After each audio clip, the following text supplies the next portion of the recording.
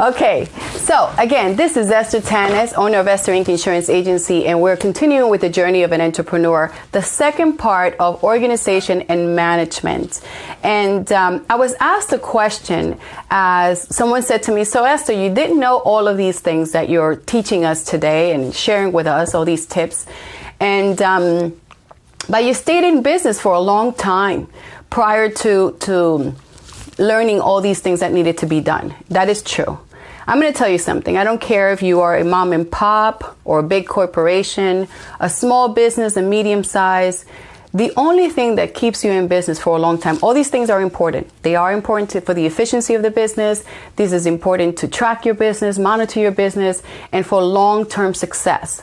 But the fundamental, what gets you there, it's not all these extra stuff. It's core values. Are you consistent? Are you opening your location on time? Are you always available? Are you reliable? Are you dependable? That is core. If you don't have that, you can be the best attorney in the world, the best doctor in the world, whatever you are, and no one will be able to do business with you because you're not reliable. So what keeps the business in place, even though you may not know all these rules? You're reliable, you're consistent, you're knowledgeable, and most important, you have core values. You're honest, you have integrity. And most important, I teach everybody this, if you do not own your mistakes and you try to blame the customer, you lose credibility really fast. A customer may forgive you quicker if you take ownership when your staff or yourself made a mistake. So it's very important to have that. That's what keeps the business alive. These other things, yes, they're important. They're long-term processes that you need to implement in place. But at the end of the day, you need that core values. Okay? So going to the second part of what are the three parts that you need. We started with the organizational chart.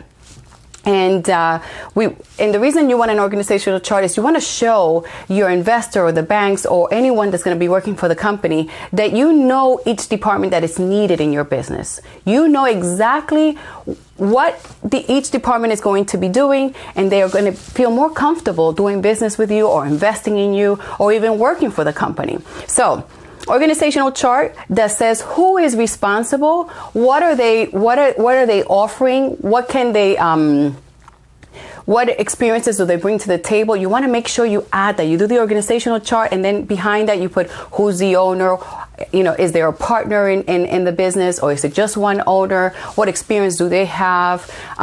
What staff, hi Sam, what staff they're having, what team people are going to be in the company, and what profiles, what can you write about them? Also, the type of corporation. Is it a regular C Corp? Is it an S Corp? Is it an LLC? Or you're not doing any corporation, which is a big no. Always have it registered separate away from your name and treat it as a separate entity. So those are the three parts to the organizational section of your business plan. Okay, so but for nonprofits, you have to add the board of directors qualifications. That is very important because you have a staff that's working at the nonprofit, but you also have a board of directors that it's needed for a nonprofit. And you want to make sure that you say who they are, what are they bringing to the table, what experiences, and you want to add that to your organizational chart. Okay, so I thank you so much. It's going to be short and simple today because I was just finishing off the organizational section, and I wanted to make sure to clarify that the reason people stay in business is not because of a business plan. It's not because you might have the prettiest office or the fanciest grocery store or whatever is it that you have, or the biggest spa. It's because you have core values. It's because you're reliable. It's because you're dependable, because people can rely on your expertise, because you're all going to be open. If you say at 9 a.m. you're going to be open, because you're going to be there every time they have an issue, and you're going to own your mistakes.